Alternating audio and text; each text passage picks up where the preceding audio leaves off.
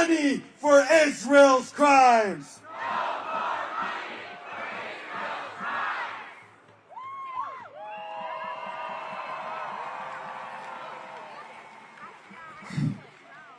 Many of my family members have escaped the war, but exist as a bittersweet moment as their safety only exists in foreign land.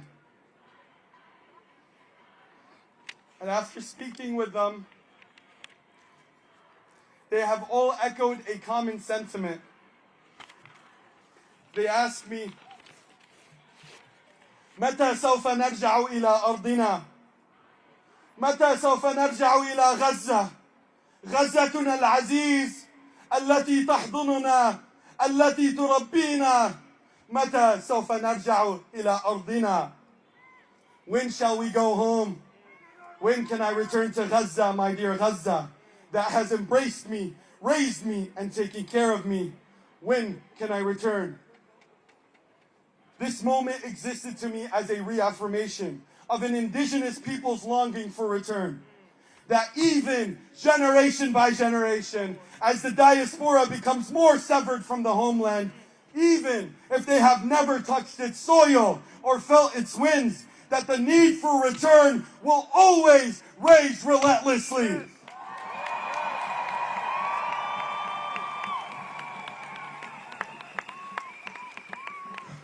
This curse within our genes exists as an affirmation of a future where we have won. There is a version of us, days, decades, years from now, enjoying the fruits of our struggle today. There is a version of us that can freely walk from the river to the sea, where the walls of Gaza have fallen and the prisoners of Al-Quds have risen. Where the flag of liberation waves in Jaffa, where the Zaghruta echoes in Haifa, where the young and old pray side by side in Al-Aqsa, where the resistance, the struggle becomes nothing but folklore told to the children of the new era, children who only know of the stories of darkness, never experiencing them. A reality that exists in a checkpoint-free Ramallah, a bomb-free Gaza, a prisoner-free Al-Aqsa, and a Zionist-free Palestine.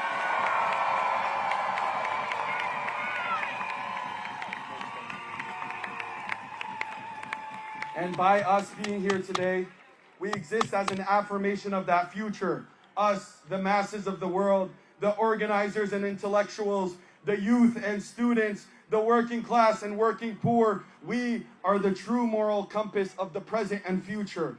We will continue to draw the lines through our organizing.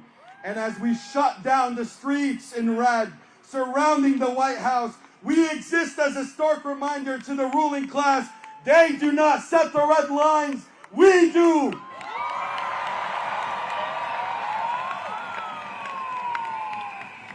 From the river to the sea, Palestine will be free. From the sea to the river, Palestine will live forever. Palestine will live forever. That is the sworn truth of us, the diaspora. Thank you.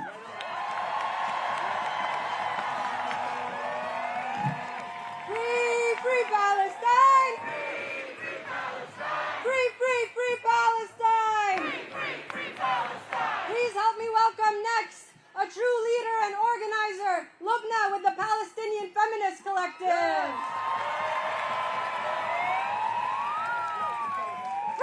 Free Palestine! Free Palestine! We, the Palestinian Feminist Collective. That's right. We are here today to deliver a message to the genocidal war criminals of this settler state, hiding behind the barricades as our people are being slaughtered in Gaza. We are the red line. We are a ring of fire and we will not be crossed. To the colonial, racist, and imperialist feminists of the world, yet again, you have weaponized the language of women's rights to justify another imperialist war. Your time is up. There can be no true feminist movement without the fight against colonialism, imperialism, and Zionism. No feminist struggle without Palestine. No women's freedom without the freedom of Palestinian women and all our people. To our co-strugglers who have and continue to stand with us and our people in our darkest days, Palestine is neither an exception nor a litmus test. Palestine is a compass for revolutionary struggle worldwide. It is a struggle that belongs to every lover of freedom everywhere.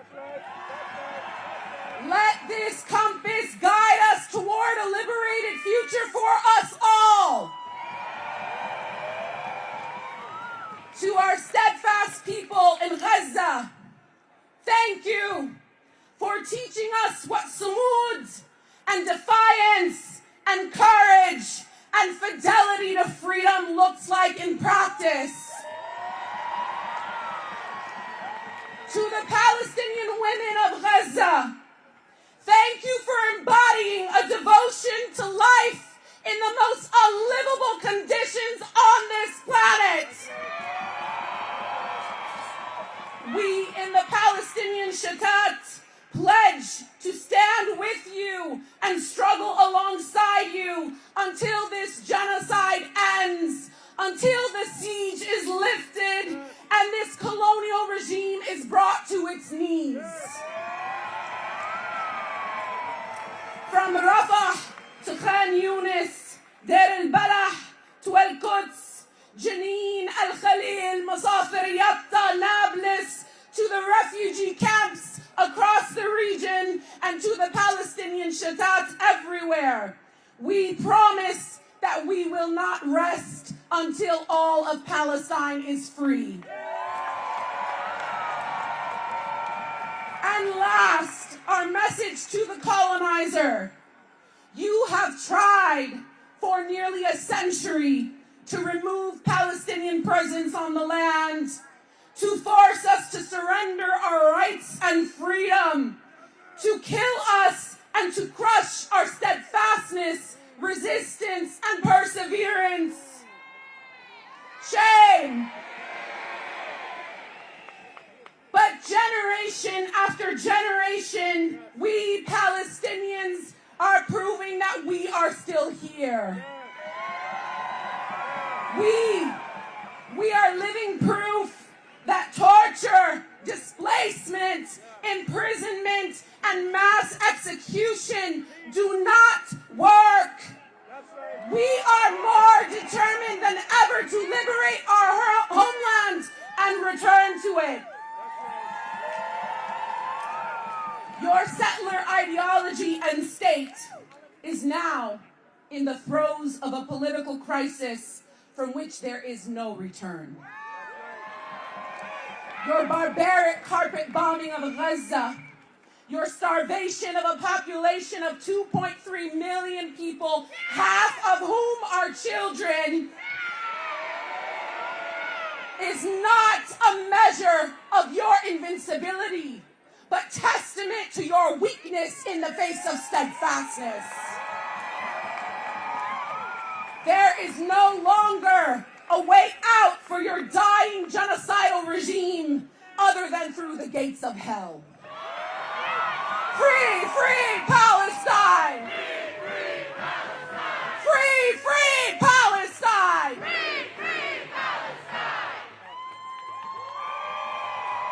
Give it up for Lebanon, the Palestinian Feminist Collective one more time.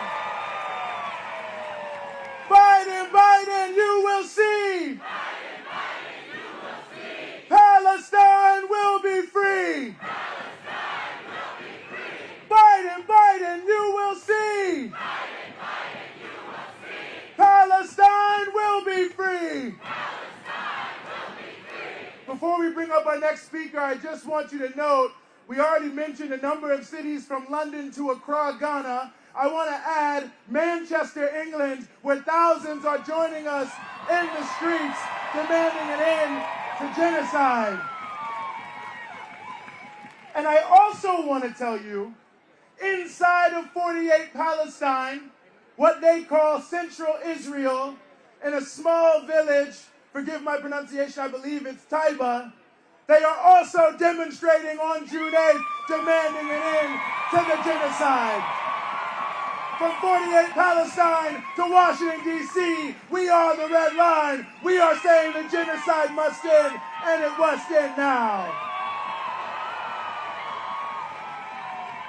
And on that note, I want you to give a huge welcome to a man from the U.S. Campaign for Palestinian Rights.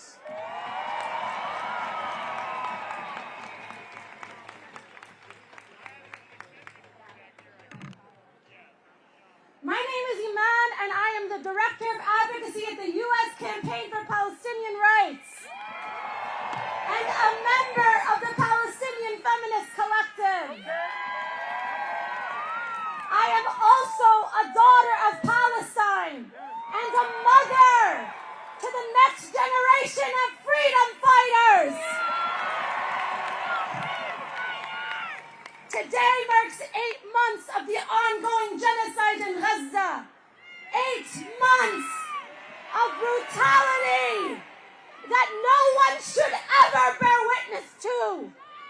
Shame! We have gathered here together from across the country in D.C. to make it known to Genocide Joe that his complicity in this genocide has not been forgotten. For 8 months, we have been demanding a total and permanent ceasefire and to stop arming Israel. And yet the administration has doubled down on their support for the genocidal state of Israel.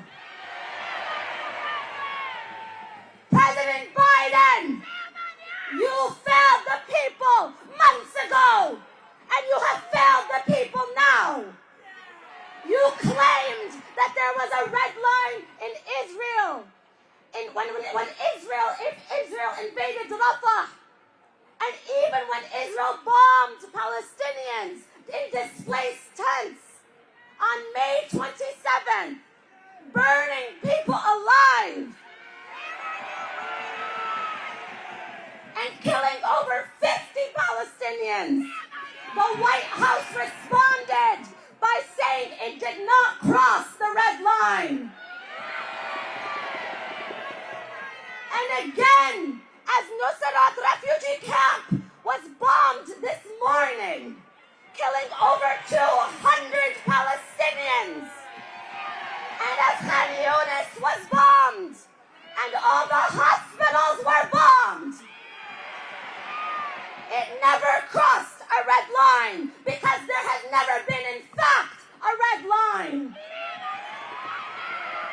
But today, we are the red line, and we will hold that line. This is a genocide committed by Israel and the United States. A genocide that could have been stopped and saved tens of thousands of people's lives if Israel were held accountable for its war crimes.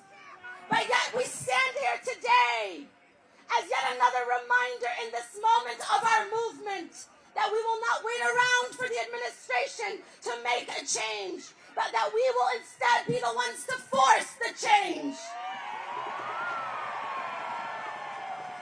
Our people in Palestine need us. Our people in Palestine are depending on us. shown up and will continue to show up for all our martyrs, from the babies killed in their mother's womb to the elders who were born in the tents of the first Nakba. We will honor all our people, for those who had to pick up their mothers and fathers piece by piece. We have made it a point today to stand together again, and we will not stop until our people are free.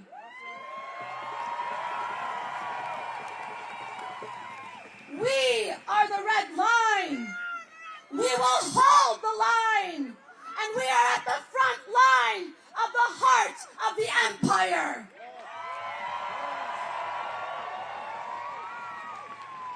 Free, free Palestine! Free, free, free Palestine! Give it up one more time for Iman. Do we have any students here? We've seen over the past couple months the students reignite the movement for Palestine. On university campuses across the world, we've even seen high schoolers protest and walk out of their high schoolers week in and week out. So it's my pleasure to welcome next from DMV SJP. Please help me welcome Lana.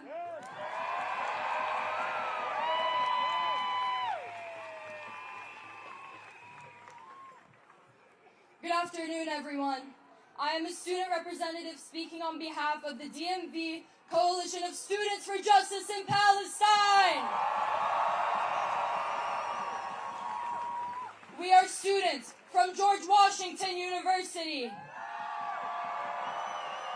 George Mason University, American University, Georgetown University, University of Maryland, University of Maryland, Baltimore County, Howard University,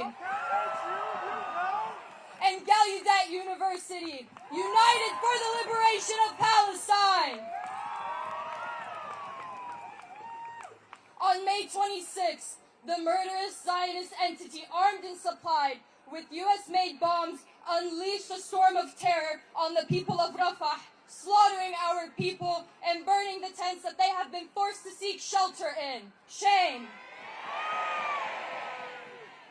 Just a few months ago, the world erupted in rage over fabricated lies of Israeli beheaded babies. Yet when Palestinian babies like Ahmed al-Najjar are murdered by the ruthless hands of the Zionist and American regimes, the world is silent.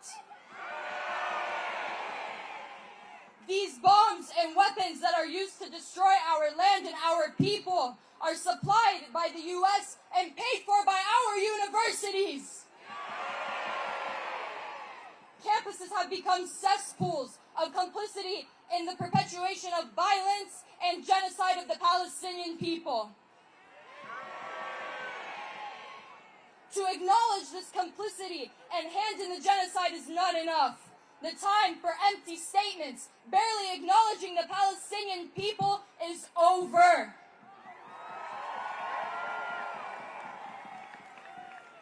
It is our duty and our responsibility as students to dismantle the very systems that continue to perpetuate imperialism and colonialism. And to do that, we must escalate. Our universities shamelessly invest in companies and programs that are soaked in the blood of our martyrs. These companies manufacture the weapons and bombs that constantly rain down on our people in Gaza and bulldoze the homes in Sheikh Jarrah and the buildings and the entirety of Palestine. Our schools study abroad. Internships and exchange programs are all directly tied to the occupation and attempted erasure of our people. These partnerships attempt to normalize the Zionist entity's apartheid and settler colonial regime with the stamp of approval from our universities. As the students, we refuse to be complicit in these institutions' agendas of destruction and death. We refuse to allow our universities to continue their contributions to the reign of terror on the people of Palestine.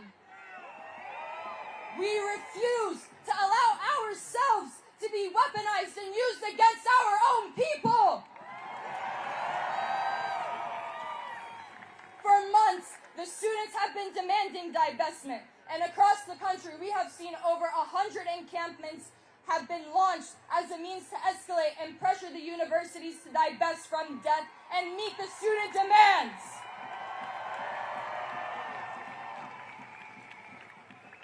These liberation zones have shown the world what our universities should look like. Communities that look after each other and keep each other safe. That are centered around the liberation of all people and that seek revolutionary learning. The students built the reality of the world that we want to live in. Our liberated zones gave us a small taste of what a liberated Palestine will look like, and our commitment to achieve this is unwavering. Gaza is the heart and compass of our struggle. When Gaza calls, we answer.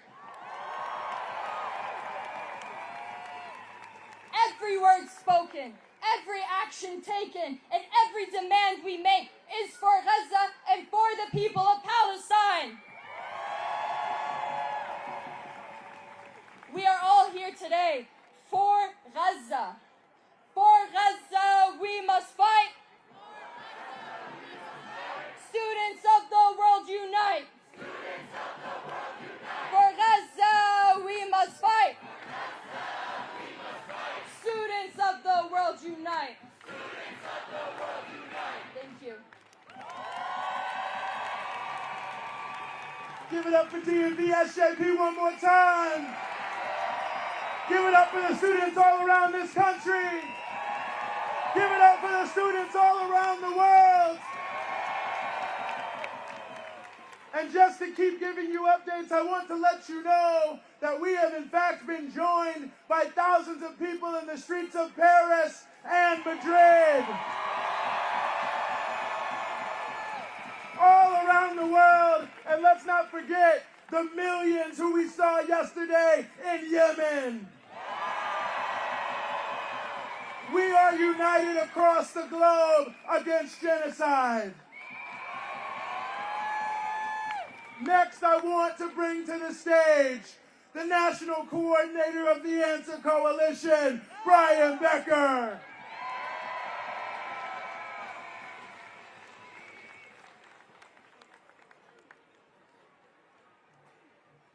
Sisters and brothers, earlier this morning, in the early hours of the morning, in Rafah, the Israeli government, working with the U.S. Pentagon, infiltrated humanitarian trucks coming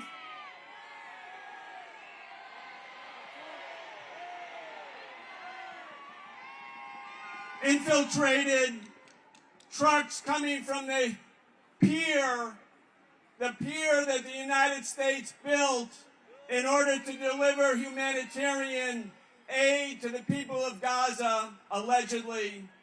And they have carried out another giant massacre in Rafah just this morning. Just this morning. We are not going to allow genocide to become normalized, to be able to be repeated day in and day out without the government that supports, promotes, finances, and provides the weapons for genocide, knowing that we, the people of the United States, say resoundingly, Joe Biden, you may speak in our name, but not with our consent. we charge you with genocide.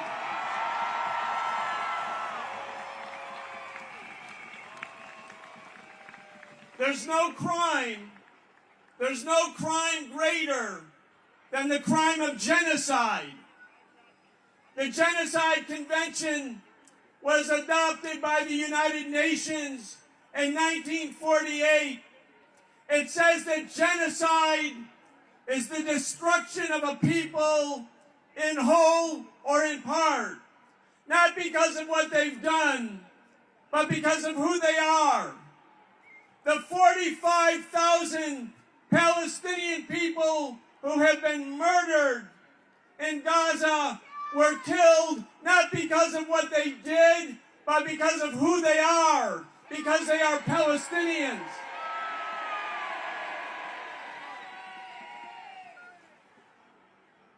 We must say, and we are saying today with this very innovative protest, one of thousands that have gone on, that we have to take it to another level. That we have to say in the most clear language that if Joe Biden's red line was a fiction, that it was a lie, that it was an act of deception, that it was designed to make us become quiet, that instead of that, we are going to become louder and bigger and more militant.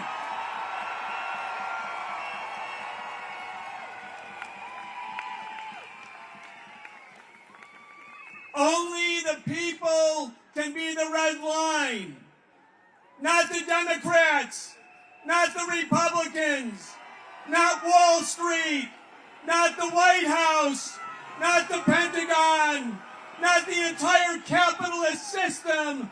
Only we can be the red line against genocide, and that's what we're going to do today. Free Palestine! Free, free Palestine! Free, free Palestine!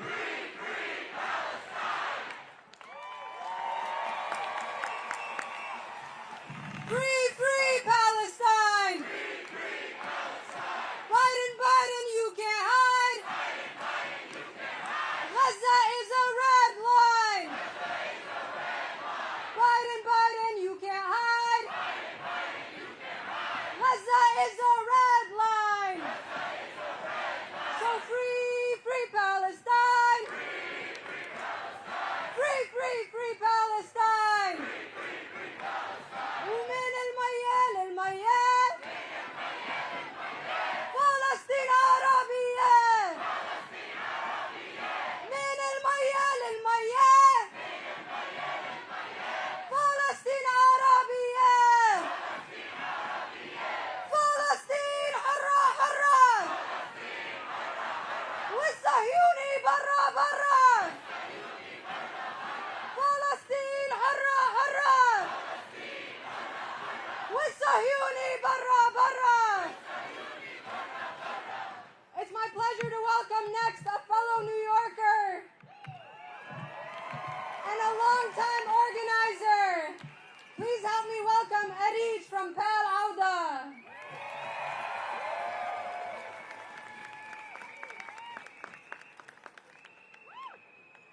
Assalamu alaikum, comrades.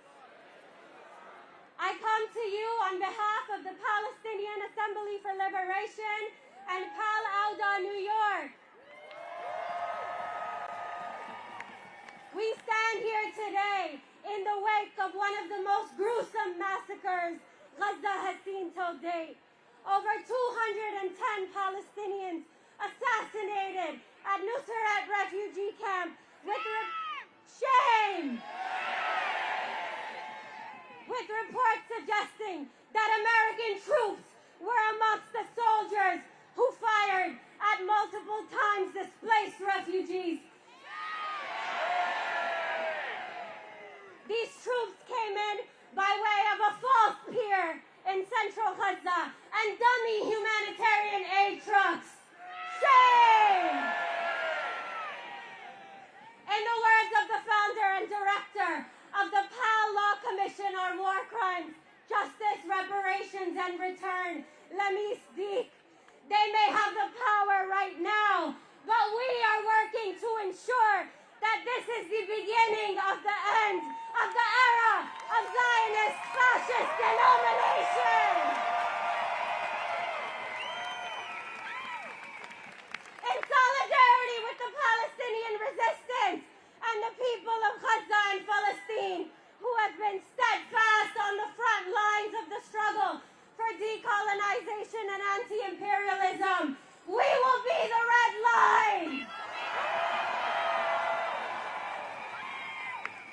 We will amplify the call of the freedom fighters, the martyrs, the prisoners, and every single Palestinian. Not only will we continue protesting in the streets and boycotting and calling for divestment and sanctions, including that of Citibank and Chevron and any and every institution that profits off of the blood of the people in Gaza and Palestine, we will escalate the calls to action by sending delegations to Palestine to record crimes against Palestinians.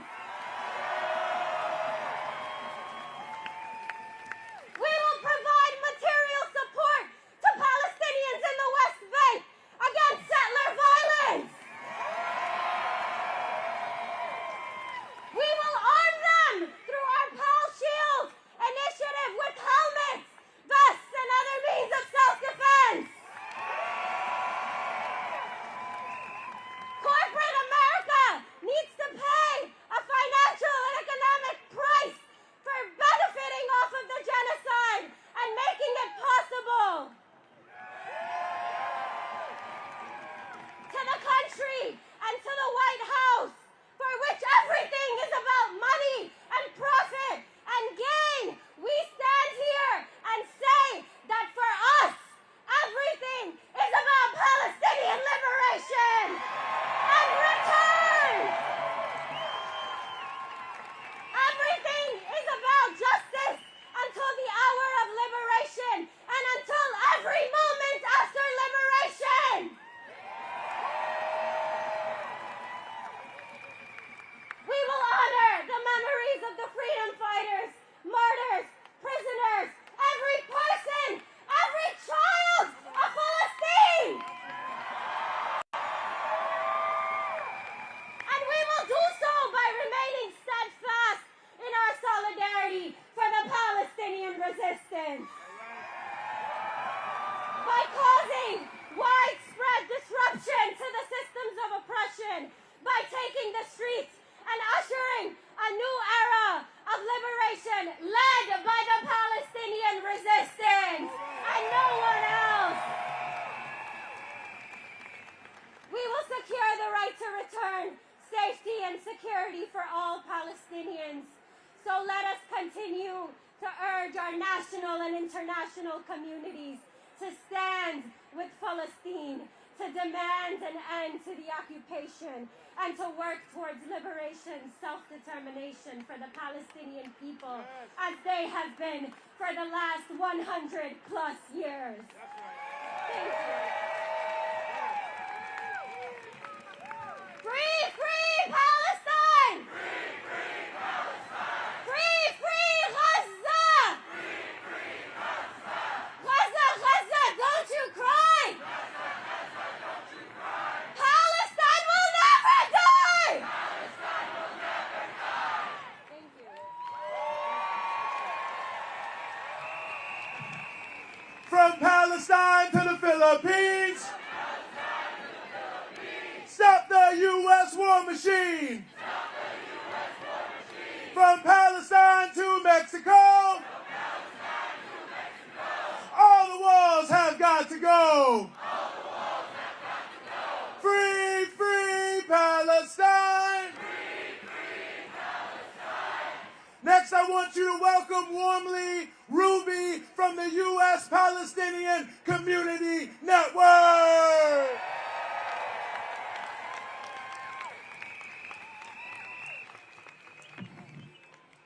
All right. My name is Ruby. I'm with the U.S. Palestine Communities Network. I just want to start with free, free Palestine! Free, free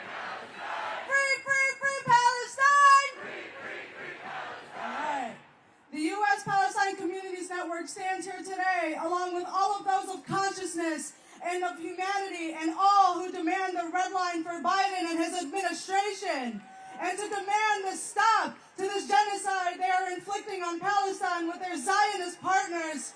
And we hold this government accountable and responsible for the genocide in Gaza. We are here to reaffirm that we stand with our siblings in Palestine, and we stand with those everywhere around the world resisting this brutal genocide. We are clear, the contradictions are sharpened, that there is only one side to this liberation of Palestine, and we will not settle for anything less.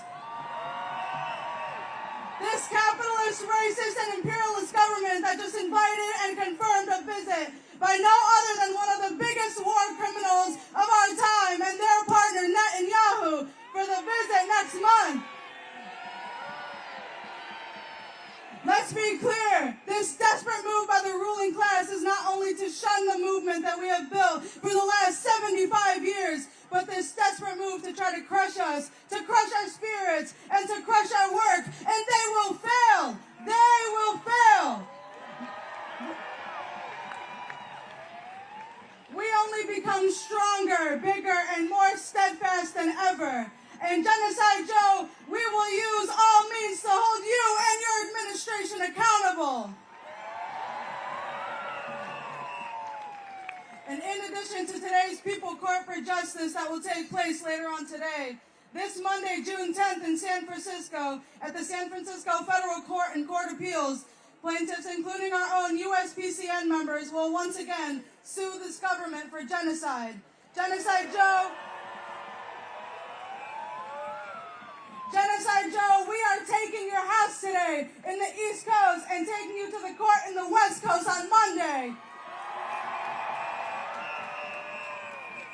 Also, Genocide Joe, Killer Kamala, and the entire Democratic Party cabal that was responsible for this Israeli genocide against our people are going to be in Chicago for this summer for the Democratic National Convention. And USPCN is one of the leaders of the coalition to march to the DNC.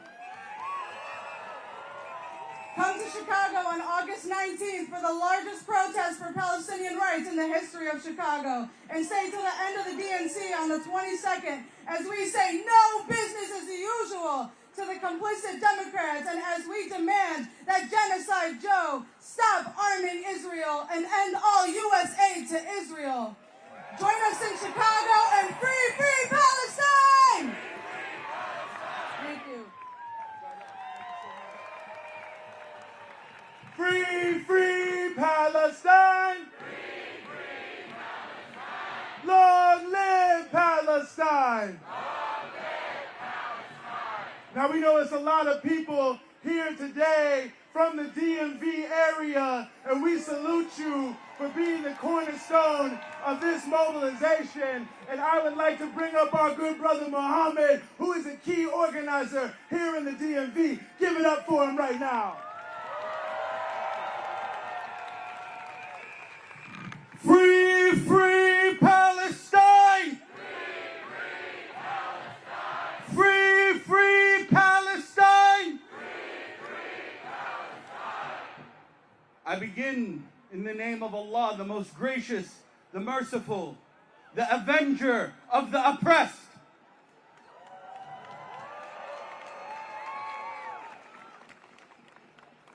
Today, we are now entering the 9th month of genocide.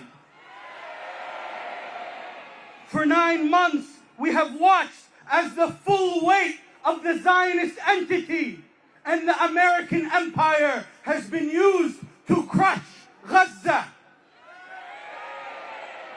Over 40,000 have been murdered in cold blood, while the Gaza Strip has been decimated. All while Genocide Joe continues to gaslight us while funding this genocide. In these 9 months, we have fought every single day against this brutal genocide and those who support it. And in response, what have they done to us? We have been beaten and arrested on campuses. Our students are targeted. They are suspended and expelled, and our organizations are targeted by the most deranged genocide supporters with lawfare tactics and discrimination. For over 8 months, we have seen the full force of the Zionist entity used in Palestine and used here in the United States. They have used every arsenal, every weapon in their arsenal against us. We see in these past couple of months, just this week, we see the media come up with new terms. Legally targeted children, legally targeted civilians. There is nothing legal about that. We see Netanyahu come out and speak against our students, against American college students.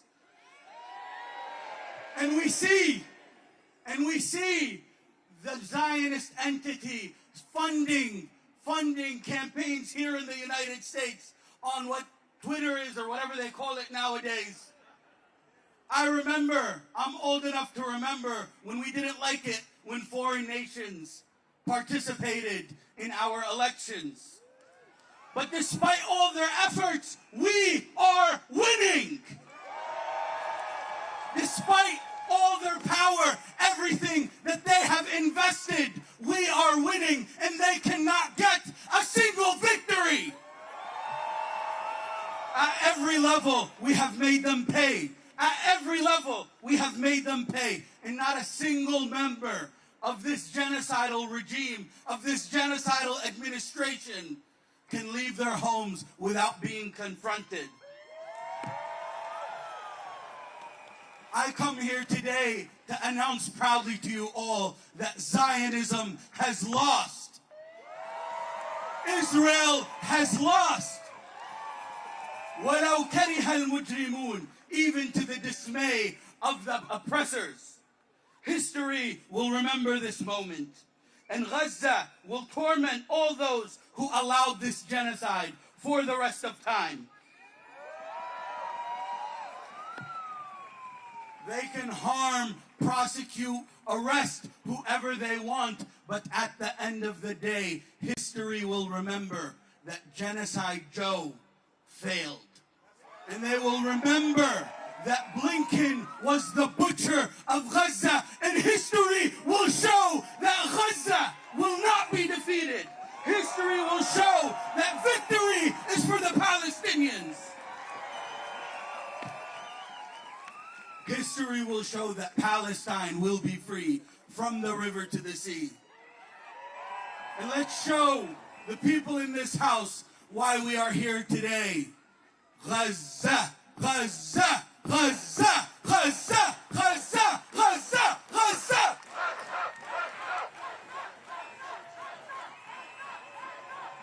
Let them hear you in the White House. From D.C. to Palestine, we are the red line. Now we want Biden and all of his campaign staffers to know that we won't forget how they perpetuated this genocide in November. You can't support genocide, much less in our name, without consequences. And just like we can take to the streets, we can take to the ballot box. I want to welcome to the stage next an anti-genocide candidate, Jill Stein.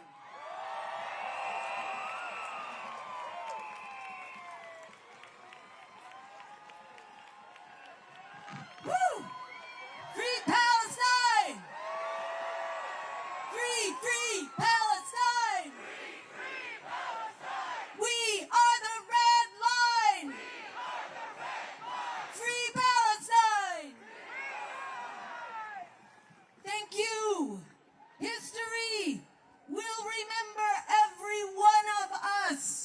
History and humanity needs every one of us to keep standing up. We will not allow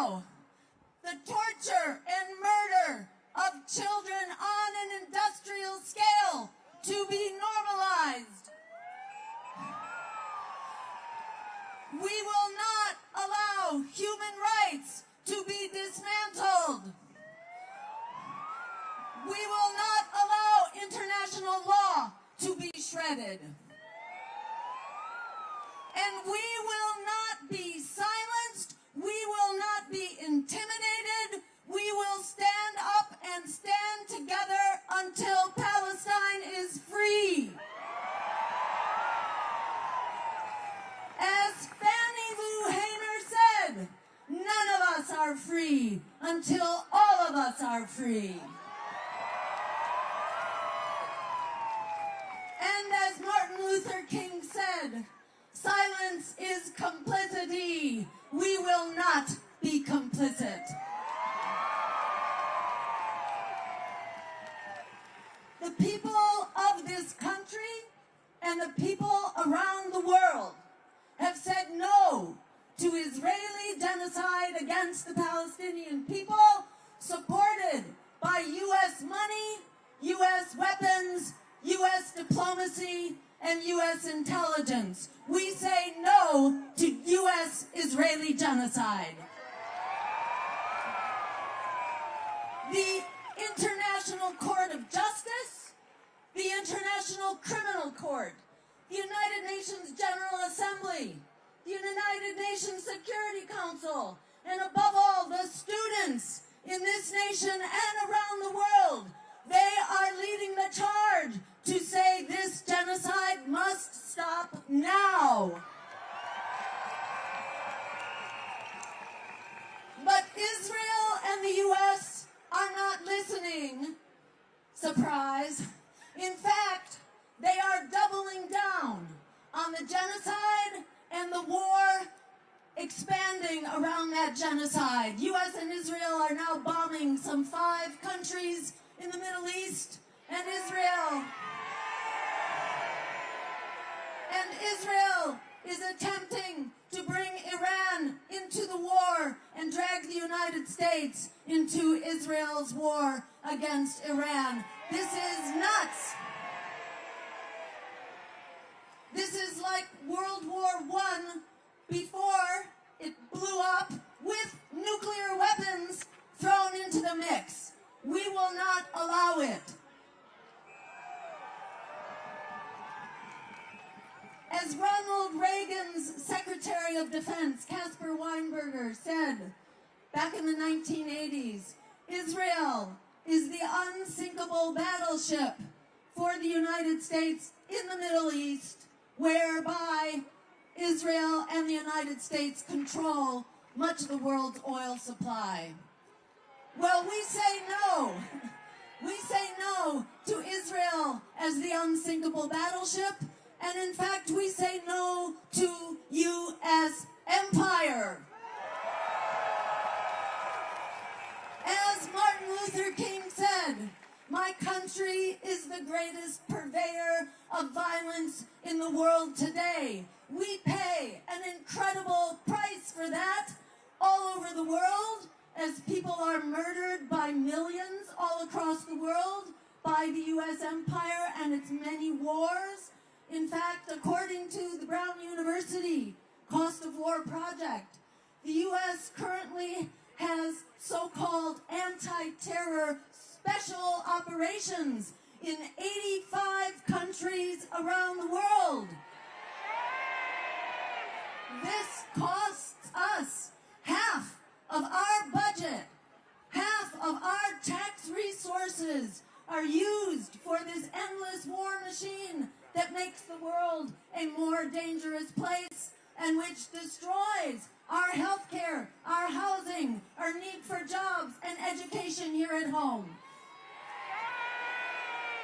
The last thing I want to leave you with is what Alice Walker said, that the biggest way people give up power is by not knowing we have it to start with.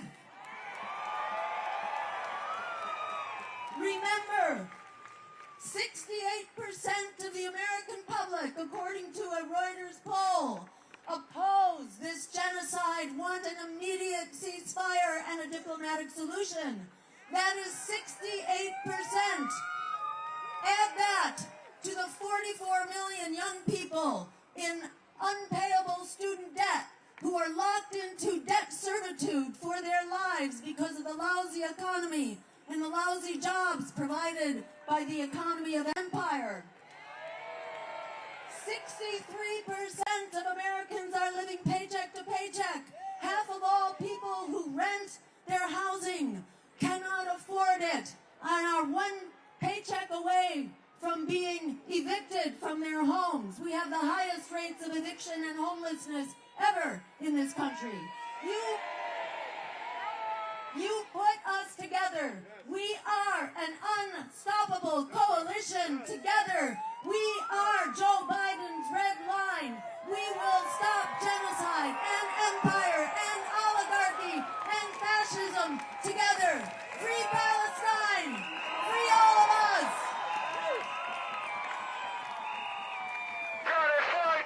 Give it up for Genocide one more time.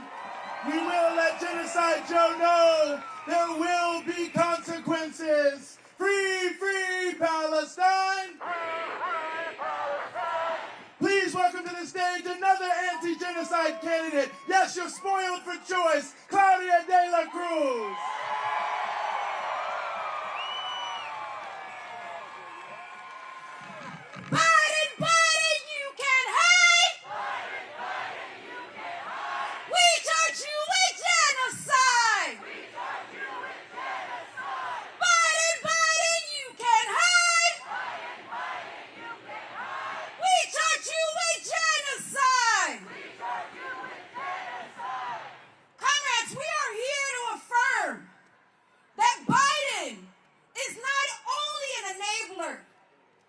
Biden is not only complicit, Biden is a collaborator of genocide.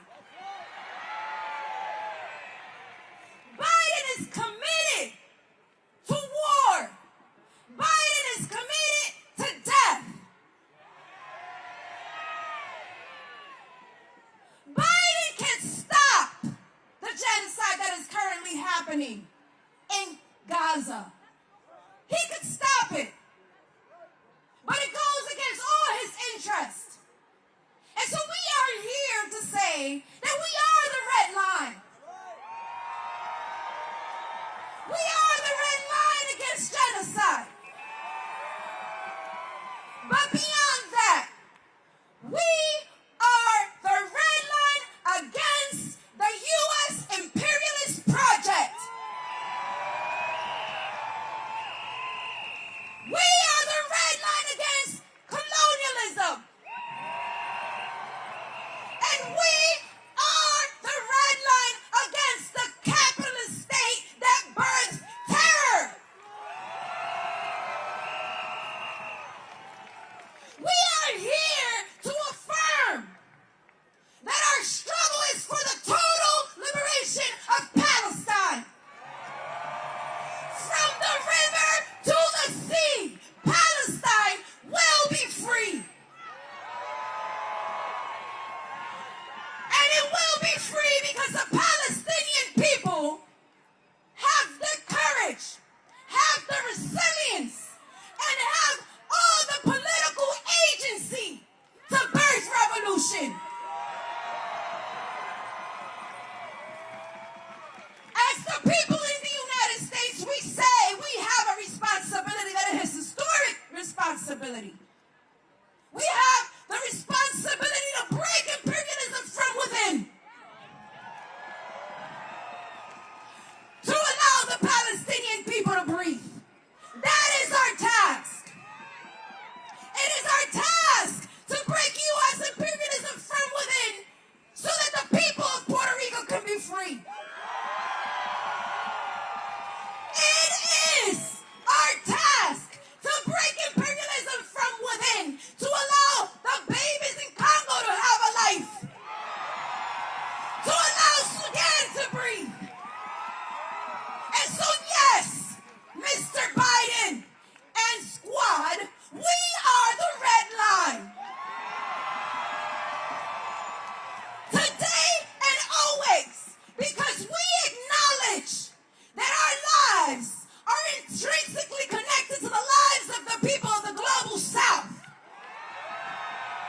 Because we understand that we have more in common with every community in struggle than with the so-called leaders of this country.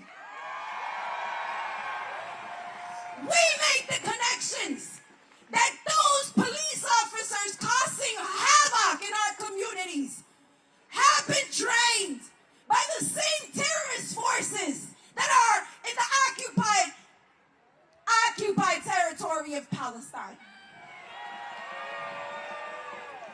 We understand that the reason we are suffering a housing crisis, that we cannot access health care, that we cannot access education, that our migrants are being attacked, is for the same reasons the United States imperialists launch war against poor people every day. And it is those connections, it is that deep understanding of what our task is that will free us as the people in the United States and will help the rest of the world breathe without the shackles and the terror of U.S. imperialism. We are here because we are committed to fight genocide, regardless of who the tenant of the White House is. And I will leave us with this. From the people of the global South, from those who are Spanish speakers, for those who have suffered the terrorism of U.S. empire, we say, ni olvido ni perdón. We will not forget, and we will not forgive. And this is not just a slogan. This is a promise that goes well beyond November. We are here to build an anti-imperialist movement and to reorganize the society in a way that allows our people to live in dignity. From the Bronx to D.C. to the Palestine community, the diaspora, everywhere and anywhere they are. And for the people of the world. In the millions, in the billions. We are all Palestinians. In our millions, in our billions. We are all Palestinians.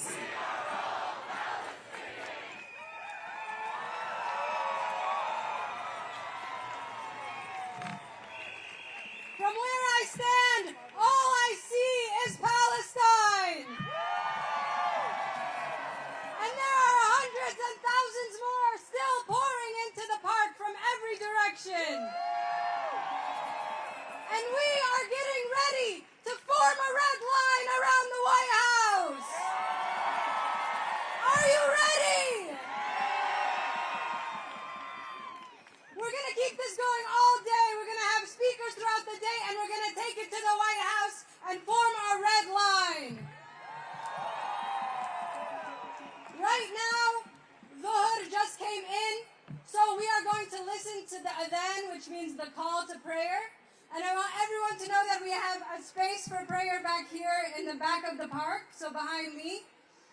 So if you need to make your way over there, please do. And now I'd like to pass it over to Hatem from Tampa, Florida, to share the adhan with us. Assalamu alaikum wa rahmatullahi wa barakatuh. Thank you, thank you, thank you everyone for coming to show your solidarity with Palestine and Gaza. Inshallah, we will make the prayer call and do the prayer right after behind the stage, inshallah. The program will continue. We're not going to stop the program. So for the ones who wants to join us in prayer, they can do so after the prayer call. Thank you.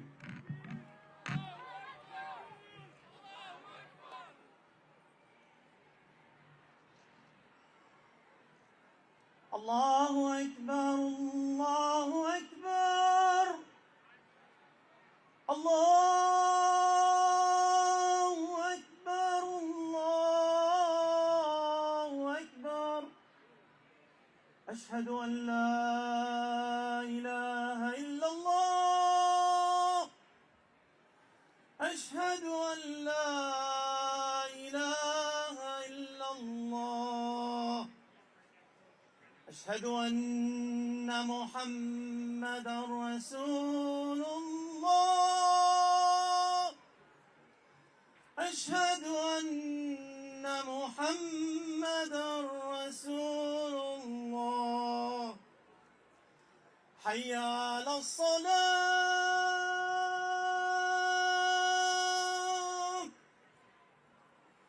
حي على الصلاة.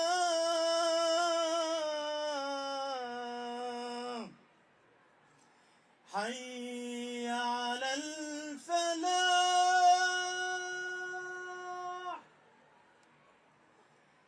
حي على الفلاح.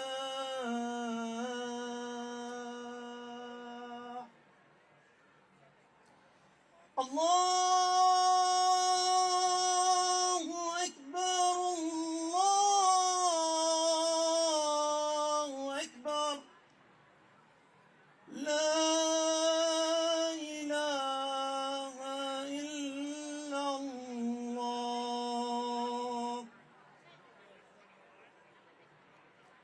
1, 2, 3, 4. Occupation no more.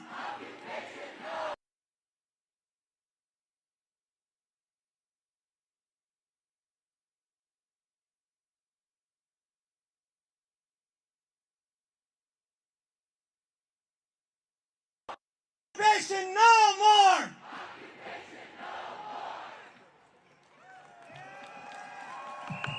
Free, free Palestine! Free, free, free Palestine! Next, I'd like to welcome my comrade Mohammed from the Palestinian Youth Movement and the DMV chapter here of PYM.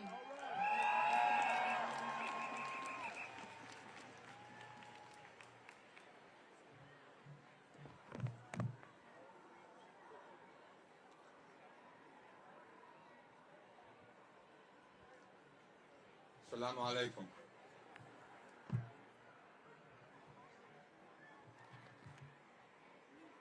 It's been 8 months now of untold horrors.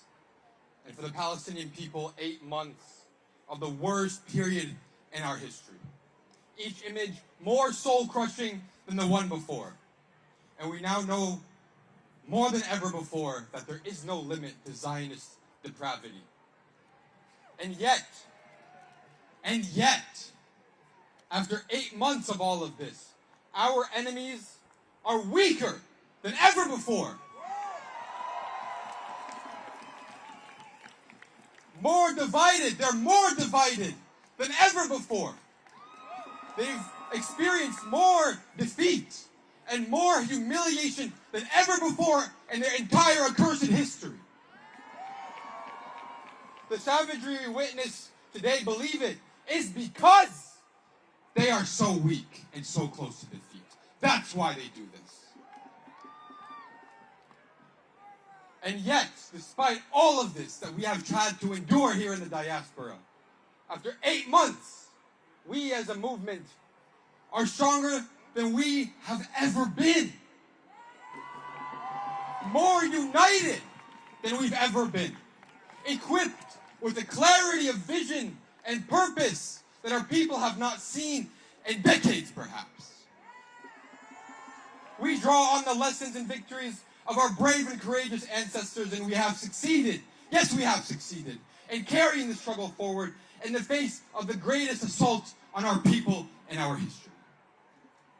Now, here in the diaspora, in the West, and specifically in the DMV, our movement is stronger than ever. We are 8 months stronger than we were in October. And the last 8 months, we witnessed not one, but two, the two largest mobilizations for Palestine in this country's history. We shut down roads, airports, this city itself, we shut it down. All in the name of Gaza and its honorable people. Our movement has helped transform students into revolutionaries. Just last month, with the support of the people and the community here before us, the courageous students defied not only George Washington University's administration, not only DC authorities, but the federal government itself in its entirety.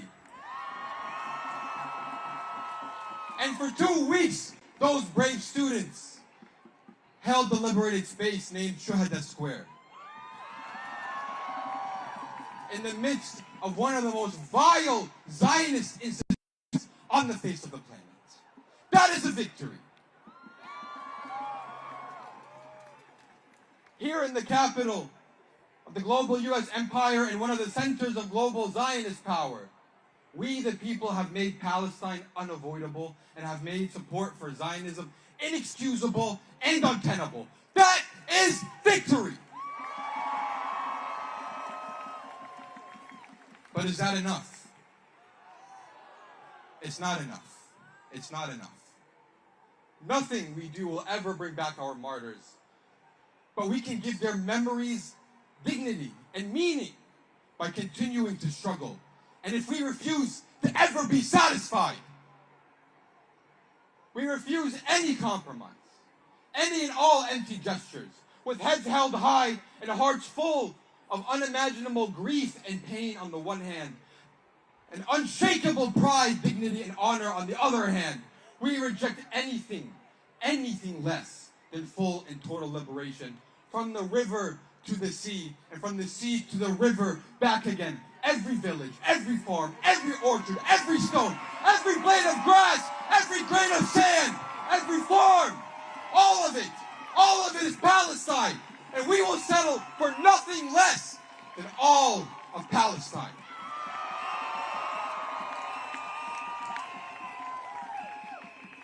That is our promise to you, to our people back home, our people in Gaza, our people in the camps in Lebanon, Syria, and Jordan. And it is our solemn promise to you, our people, and a solemn promise to our enemies. We will not yield. No massacre you can commit will be horrific enough. No amount of repression can ever be terrifying enough. Nothing our enemies can throw at us will be enough to make us back down. الشباب لن يكل همه أن يستقل أو يبيد.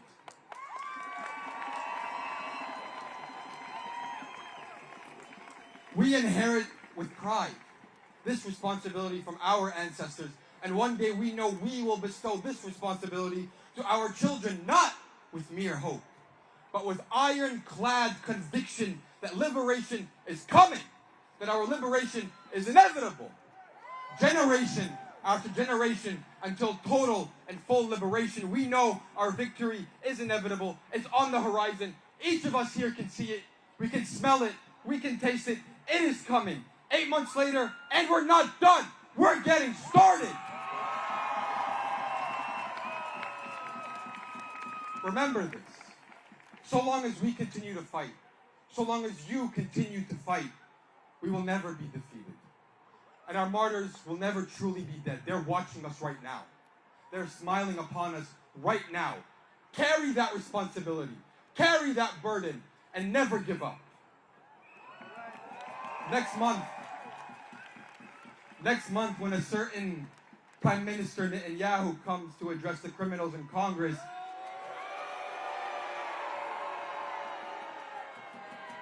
will we be ready for him?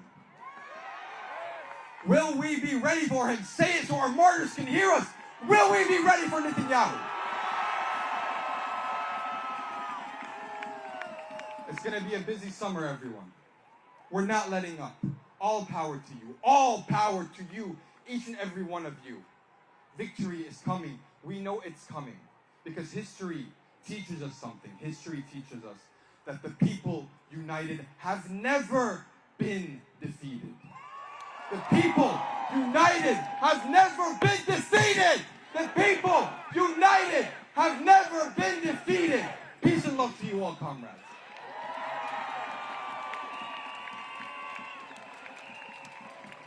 The people united will never be defeated. The people united will never be defeated. The people united will never be defeated. The people united will never be defeated. The people united will never be defeated. Free, free Palestine. Free Palestine. Free, free, free Palestine. Free Palestine. And what do we want? When do we want it? What do we want? When do we want it? If we don't get it, if we don't get it, if we don't get it, if Gaza doesn't get it, if Palestine doesn't get it, shut it down! Shut it down! Louder! What?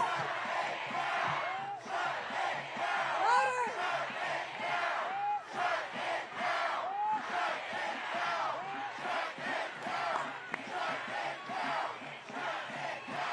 Shut it down! Shut it down!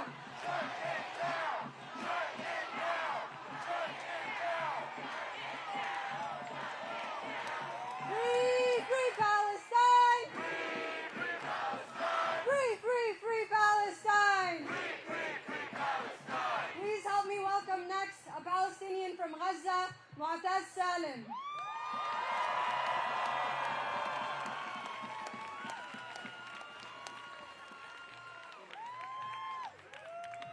Bismillahirrahmanirrahim. Hello, everyone. Thank you for being out here.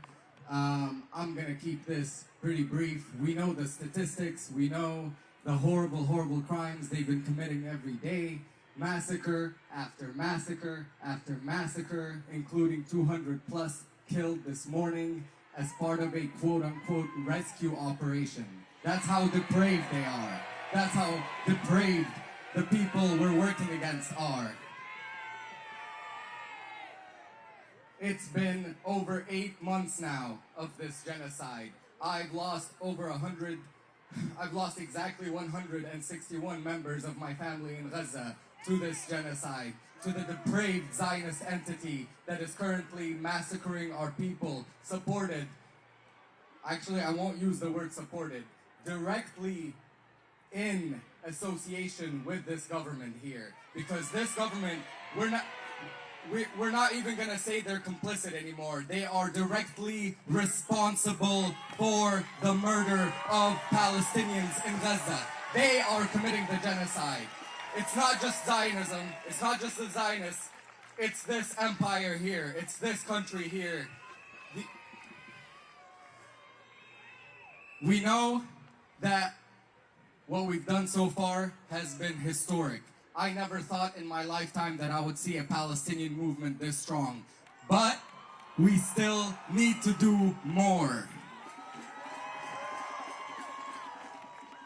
The reality is, we're never, it's never going to be enough to honor our martyrs, because that is just how great they are to us. That is how great our martyrs are. All glory be to them. But we should do more, and we need to do more. So my ask of you as a Palestinian from Gaza is assess within yourself the amount that you're willing to sacrifice for Palestine. Because in reality, it's not just for Palestine. If you believe in collective liberation for all, that means none of us are free until we are all truly free.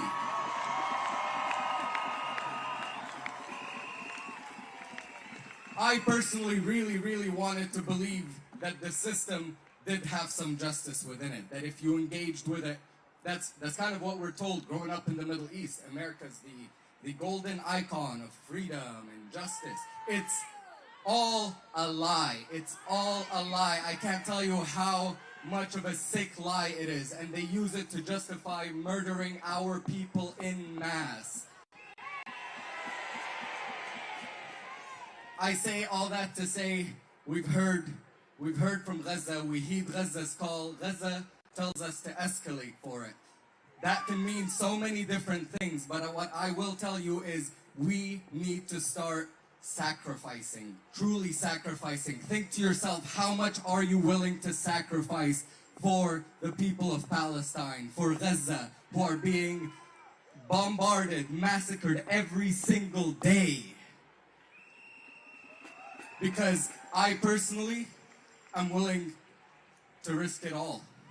Because what point is my life and my existence on this earth if they can massacre my cousins, my aunts, my uncles, as if they don't even exist? They dehumanize them to a degree where they can just murder them in mass. Shame. On July 24th, we know that the Prime Minister of the Zionist entity is going to come here, and we need to really, really mobilize about in regards to that. I really hope that you show up and we truly, truly shut things down in every meaning of the word, because it has gone way too far. Way too far.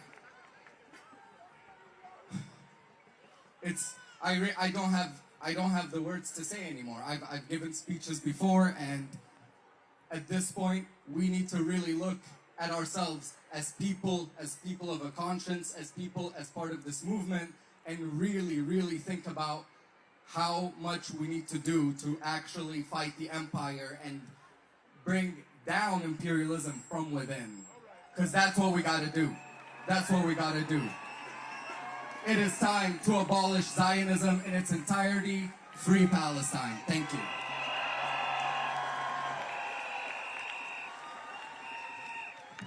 From the belly of the beast, U.S. out of the Middle East, from Palestine to Mexico, all the walls have got to go. From Palestine to the Philippines, stop the U.S. war machine. Free, free Palestine. Now I want you to take that energy and welcome to the stage Leanne Houlihan of the People's Forum.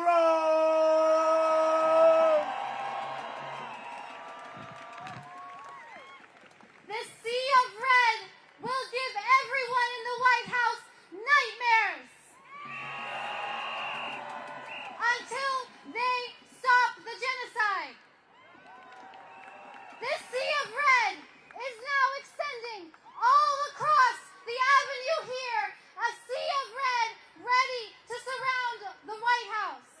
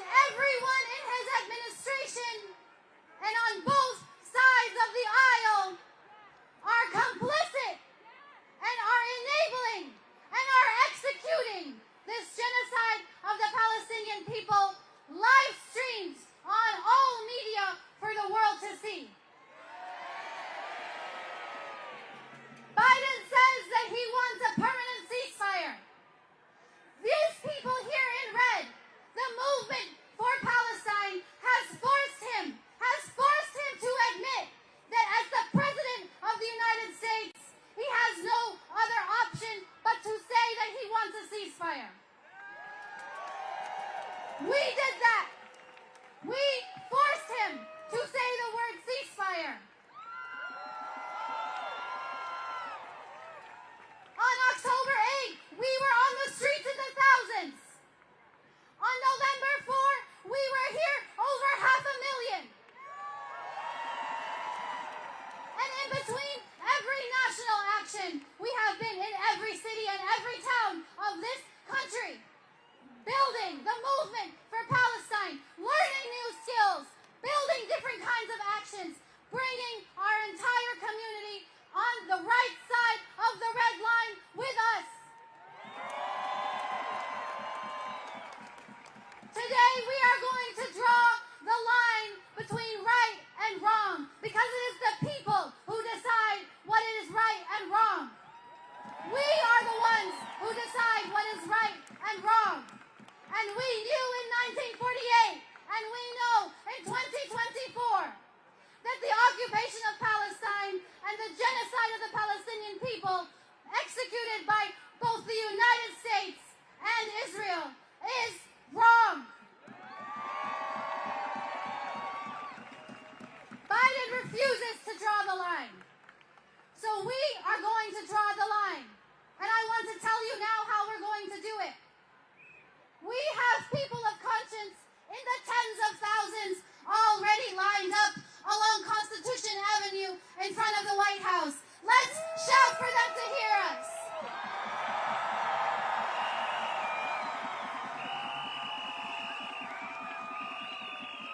Now, if you turn around and you look at the southeast exit of Lafayette Park, you will see the way to join the red line, the people's red line that is already making its way around the White House. So while the speakers keep going, while the program keeps going, I'm going to ask every one of you to help us build the people's red line and to surround the white line, the red line, against the true perpetrator of terrorism and violence in today's world, the White House. We are telling the world that we have picked a side. We have picked the side of humanity, and we are drawing the line. Anyone who wants to be on the right side should join us. So start making your way to the red line. Help everyone build the red line. Grab the red banner. Pick up a banner if you can. We want to show the world.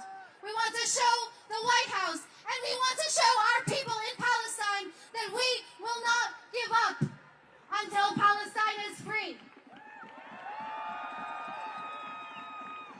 And then I ask every one of you, when you go back home, we are going to multiply the red line in every city and every town until every single institution that is building this genocide has to withdraw. And the genocide ends. All aid to Israel is cut. The siege on Gaza is lifted. And we are one step closer to liberation. So say it loud and say it clear. Liberation is near. Say it loud and say it clear. Liberation is near. Thank you.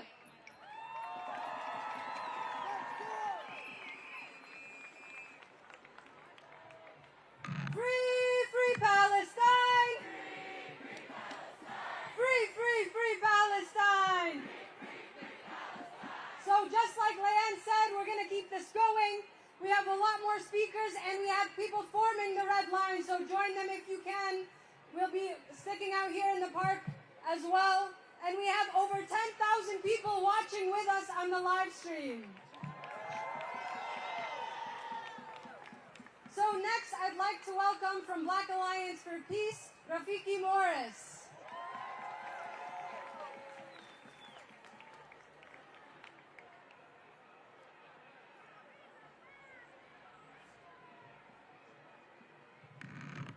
My name is Rafiki Morris, and I'm the organizer for the Black Alliance for Peace and the All-African People's Revolutionary Party. This young man standing beside me, his name is Zion. And he insisted on coming up here because he has a message that he wants me to deliver to you. And that is that Zion, which is his name, is good. And Zionism is bad.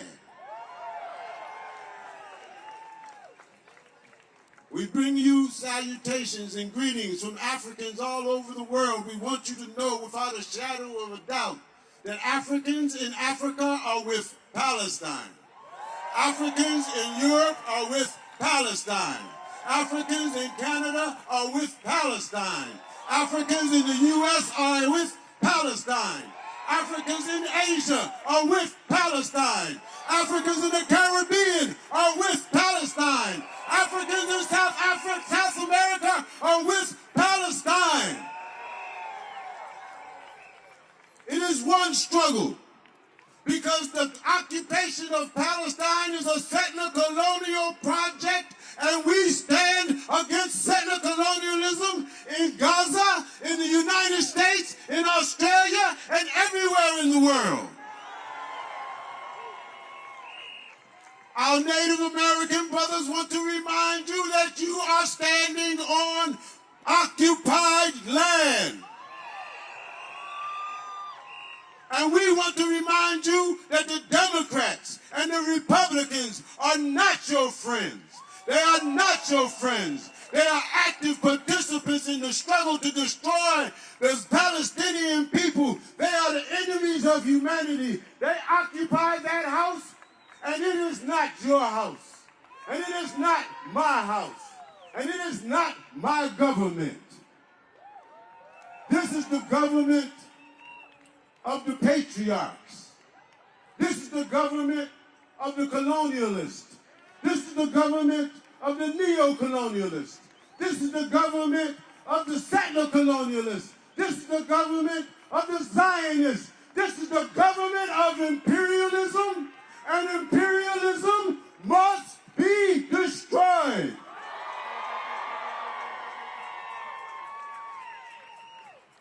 People are saying that the genocide began on October the 7th. But the genocide began long before that. The genocide has been going on since 1917 when them first Zionist terrorists landed in Palestine and started seizing the lands of the Palestinians. This genocide has been going on all the way up to now. And October 7th wasn't the beginning of the genocide. October 7th was the beginning of the end of genocide. October 7th was the exclamation point at the end of genocide. We are watching the illegal, racist state of Israel commit suicide. They're killing themselves. And every bomb they drop, every bullet they fire, every drop of blood they spill only guarantees their destruction. Israel will not last throughout this upcoming period. We've been fighting Israel for a long time. And for a long time, nobody agreed with us. But now the whole world agrees with us. So we want to see if you agree with us. We got two words. We want you to say it 7 times. Smash Zionism. Smash Zionism. Smash Zionism. Smash Zionism. Smash Zionism. Smash Zionism. Smash Zionism. As always, we stand ready for the revolution. Thank you very much.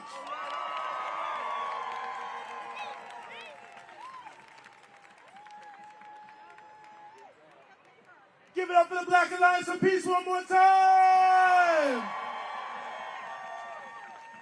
Free, free Palestine. As we continue here, and to remind you, we have over 10,000 people watching online. We've been joined by people in Paris, in Ghana, in London, in Manchester, in Palestine. As we continue here, we want to bring to the stage one of the principal organizations that has made sure that the warmongers have no peace, that they cannot prowl the halls of Congress with their bloody hands. Please welcome Code Pink!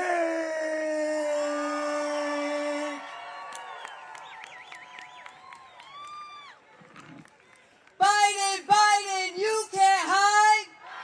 Biden, you can't hide. You're committing genocide. You're committing genocide. Netanyahu, you can't hide. Netanyahu, you can't hide. You're committing genocide. You're committing genocide. Today, my name is Chris Cerisier, and we stand side by side with struggles across the globe to tell everybody in the White House that we can see them. We can see them for what they are, and that is war criminals. War criminals who deserve to be held accountable for the countless genocides, the countless wars, and the countless crimes they have committed against black and brown people across the globe. We have had it with the wars, and they think that we cannot see them. The children of Palestine are here. The children of Haiti are here.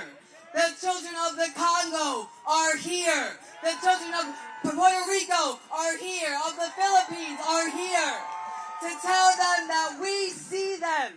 We see them for criminals who deserve to be held accountable in international court. For the world to see. For the world to know that we have seen the crimes they have committed across the world.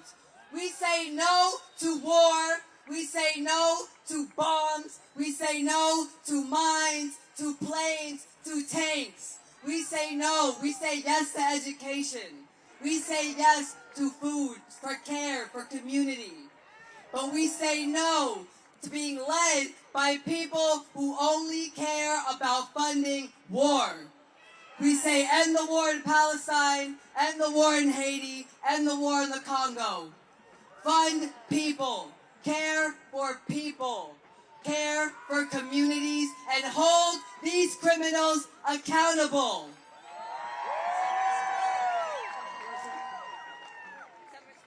Please, if you have time, if you're in the DMV area, if you care about Palestinians in the globe, join us at Congress every day, Monday to Friday. Every day we are in the halls of Congress demanding that the people who hold these seats do their job and do what their constituents ask them to do. If you're not in the DMV area, if you're in any part of the globe, join our summer school Education for Gaza at Code Pink, please.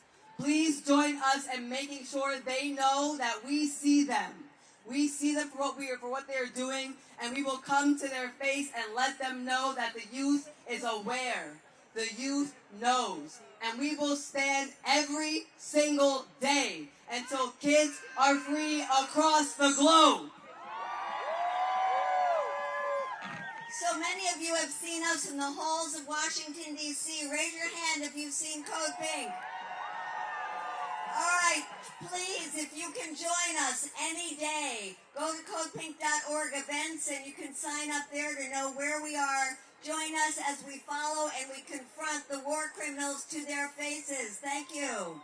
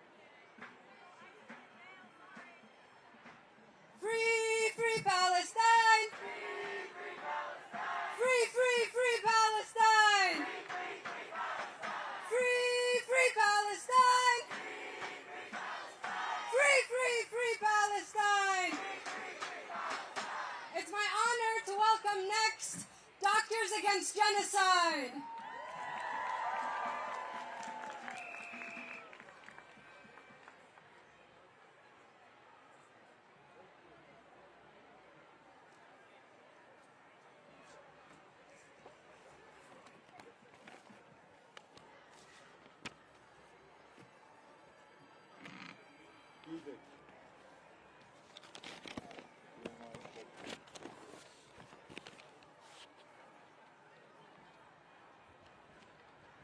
عاشت غزة عاشت غزة Long live Gaza Long live Gaza عاشت فلسطين عاشت فلسطين Long live Palestine Long live Palestine War criminal Joe Biden We are your red line. War criminal Joe Biden. We are your red line. My name is Dr. Jabour. I'm a co-founder of Doctors Against Genocide. I'm here with my friends and colleagues to join you, the brave people, and to support you, and to tell war criminal Joe Biden that we are his red line.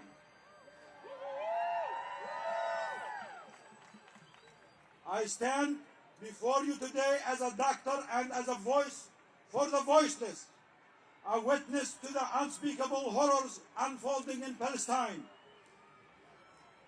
We are witnessing a genocide, a massacre of innocent lives, of children, of families torn apart by bloodshed and hatred. We at Doctors Against Genocide take our medical mission and our oath very seriously.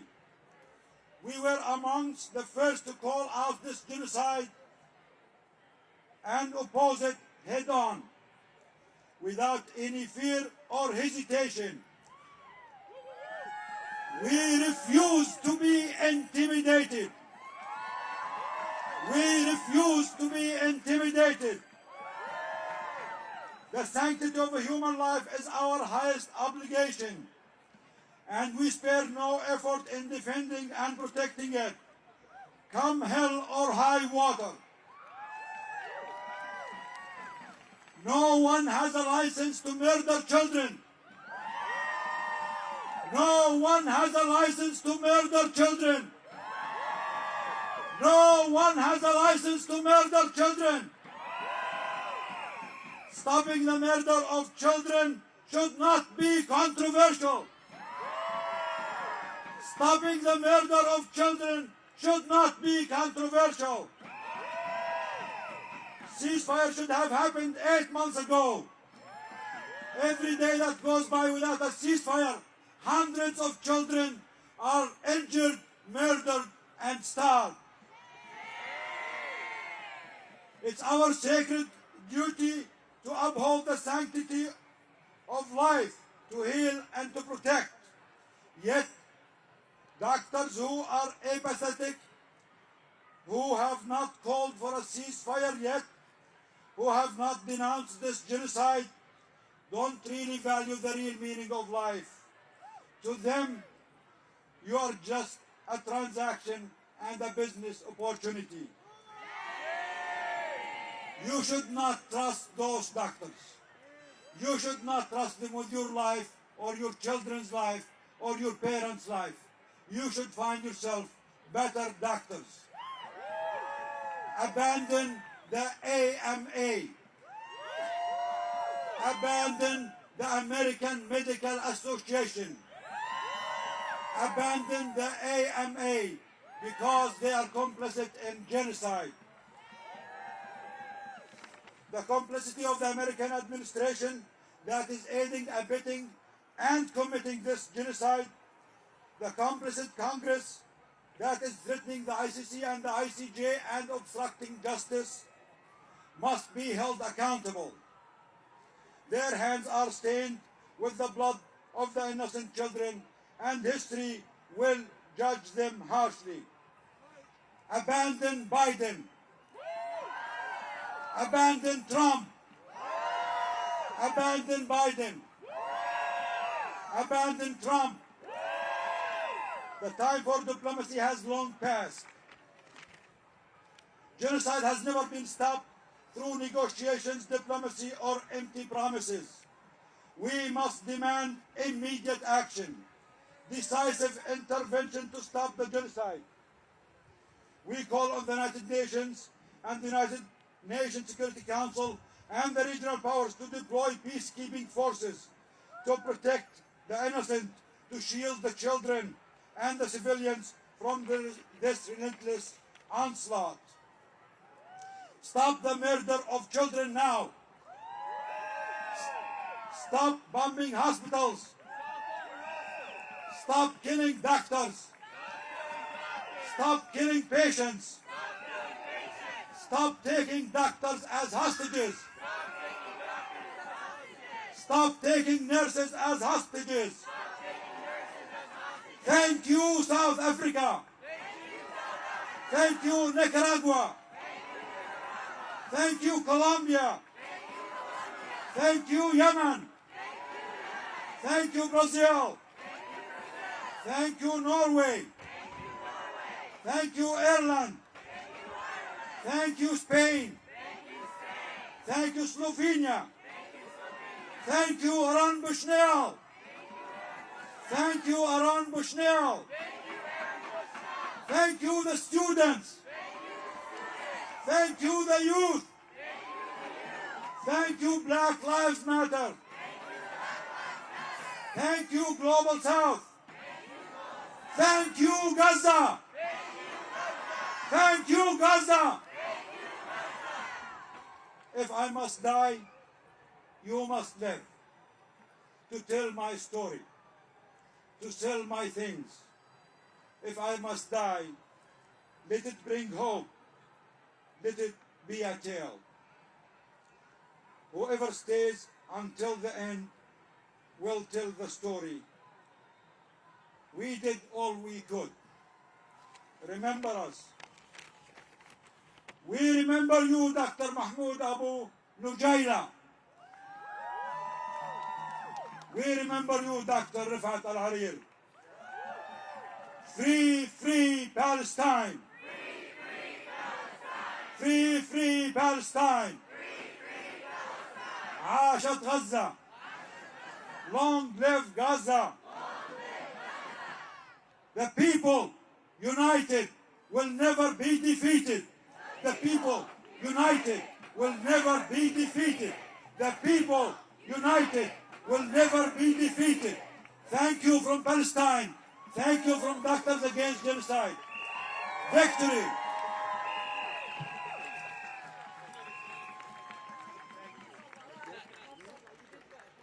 Give it up one more time for Doctors Against Genocide. Let them hear you.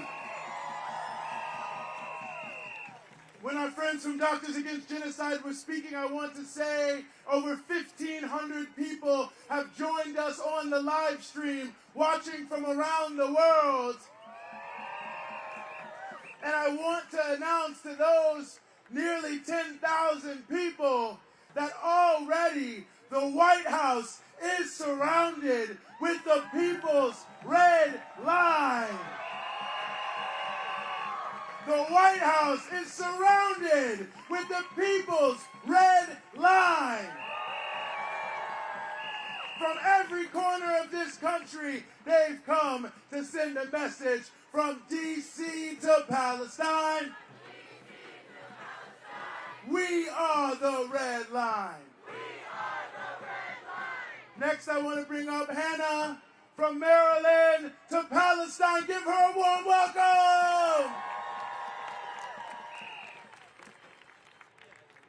Down, down with occupation. Down, down with occupation. Up, up with liberation. Up with liberation. Down, down with occupation. Down, down with occupation. Up with liberation. Up with liberation. My name is Hannah and I'm an organizer with Maryland to Palestine. We are a grassroots Palestinian-led organization fighting for the liberation of Palestine from D.C., Maryland, and Virginia. As organizers in D.C., we witness up close institutions like the White House and the puppets maintain the facade of a democratic government so comfortable with the death of thousands of our people to maintain American imperialism. Shame! We experience the effects of DC's many militarized police forces designed to protect property and not people. Shame! And as a law student, I can confirm that America's legal framework was originated without the welfare of the people in mind. Shame! But our organizing is evidence that we are not seeking solutions in American institutions that glorify war criminals and parade Biden as the lesser of two evils. We are the solution. This moment is emblematic of our conviction that no matter how many bombs they drop on our people, no matter how many of our men they kidnap, no matter how many political prisoners Israel takes, that like Palestinians on the ground, handalna samdin, we will remain steadfast. We have made it our life mission to bring freedom to our people. We are the generation of revolution. And this revolution requires sacrifice. It is by mere luck that you stand here today under clear skies and not under bombs like the people of Gaza. It is by mere happenstance that you know where your family's at right now and you're not scared that they're under the rubble. But we know, and we must ask ourselves, what are we willing to sacrifice from the belly of the beast to stop this destruction? And we know the answer. It is our comfort. We must sacrifice our comfort from the belly of the beast to achieve total liberation for Palestine. Every martyr is worth the sacrifice. Every Palestinian prisoner, every daughter, every father, every mother, every child, every son and daughter is worth the sacrifice.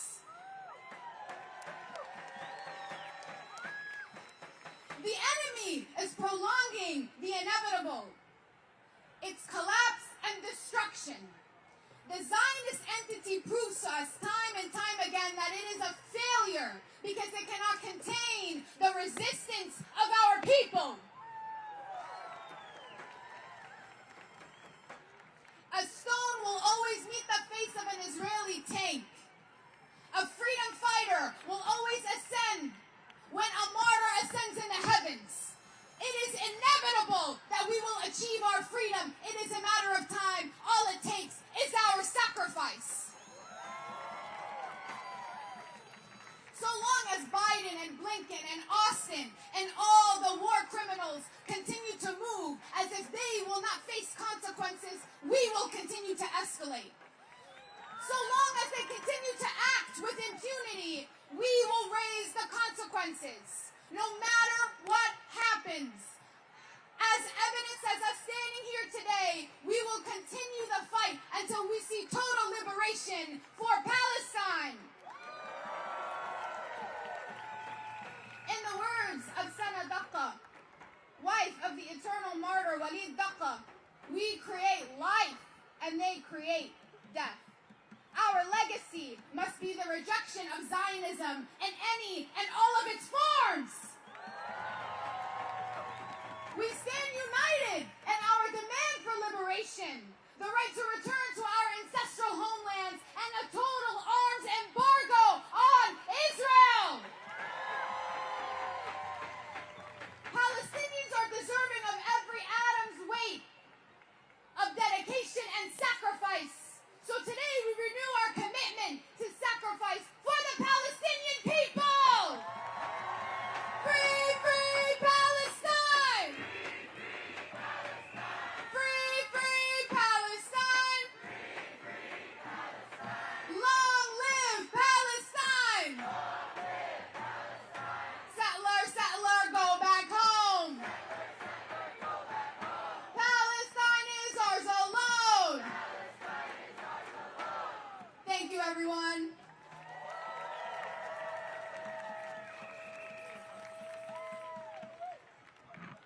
Give it up to Maryland, to Palestine. Free, free Palestine. I think many of us, certainly in the United States and all around the world, saw when right here in Washington, D.C., just a few blocks away from where we are now, students from George Washington University put up an encampment and stand strong. And as we surround the White House and speak to tens of thousands of people over this live stream, we are honored. And I want you to honor here to the stage Aya from GW, Students for Justice in Palestine.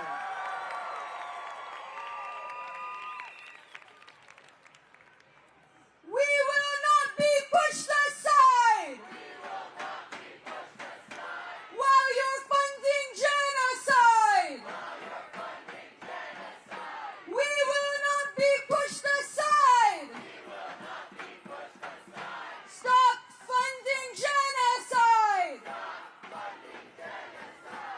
On behalf of Students for Justice in Palestine at the George Washington University, I am so incredibly proud of the community I see before me today. Once again, we have come together to call for an end to the genocide and make sure Gaza is unavoidable for those who don't already see it everywhere. The streets now echo our sister streets in Rafah, which run red with the blood of our martyrs, their lives claimed on the dime of this genocidal warmonger next to us, as well as the ones that sit at the helms of our universities. Their ivory towers and white houses are forever stained with the blood of our martyrs, a transgression we refuse to let them forget. Those administrators have, after 8 months of genocide, still refused to divest. Today marks exactly 8 months since the genocidal incursion on Gaza and exactly 1 month since the liberated zone at GWU was raided mere blocks from here. Our Shahadat Square was an effort by the entirety of the DMV-SJP coalition. Though we are speaking as GW-SJP, we wholly reject the siphoning off of our collective. We organized, struggled, and were brutalized as a collective, and we will continue to fight as a collective. We will continue to fight the institution that funds the genocide of our people. Together, we built a world that challenges the imperial core that we occupy and leapt towards a future rooted in liberation, collective care, and radical imagination. In the liberated zone, everyone was housed, fed, and educated. With the bonds we built with the members of our DMV community, we were able to assume the position that students should play in society, not as gentrifiers and settlers, but as a front in the struggle towards collective liberation. President Granberg of GW vilified these very same community members as quote-unquote outside agitators. Granberg, who moved to DC only a year ago, who has no roots in the district, is in fact herself an outside agitator. And it is at her behest that they arrested 33 of my comrades, pepper sprayed community, and suspended students. We changed the narrative, made the language of revolution ubiquitous. We relied on systems of mutual aid to sustain ourselves and subsequently redistribute whatever we didn't need. This culture of radical care and vision was why the administration and the state's coercive apparatus was so vicious in their crackdown. Open classrooms and popular universities deny the capitalist imperative by making education accessible and free to the masses. In short, we proved that the world we want to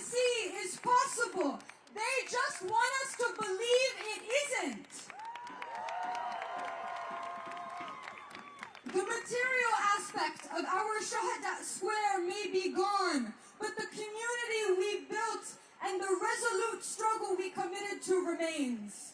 Students nationwide were able to mobilize the community so well because of the parasitic relationship the university has with the locale.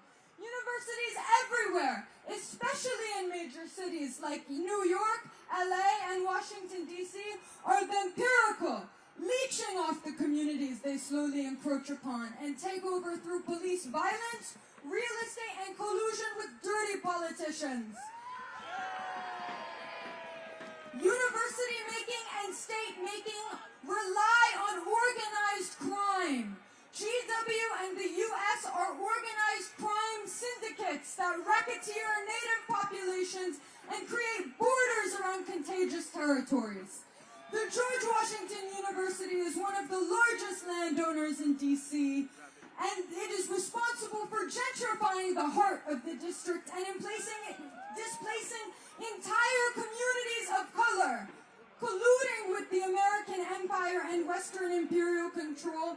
The George Washington University is literally the landlord of the IMF and the World Bank, two of the largest financial institutions in the world that are designed to destroy and exploit the global South. GW is just a microcosm of the larger university disease, though. As long as the university exists within the settler state, its function will always be to sustain the colonial empire. Make no mistake, our universities are weapons manufacturers. They train the agents of empire that staff the halls of the building next to us, the corporations that profit off of our people's genocides. They create the workers that fuel these genocidal institutions and produce the research that develops the weapons that are used to kill our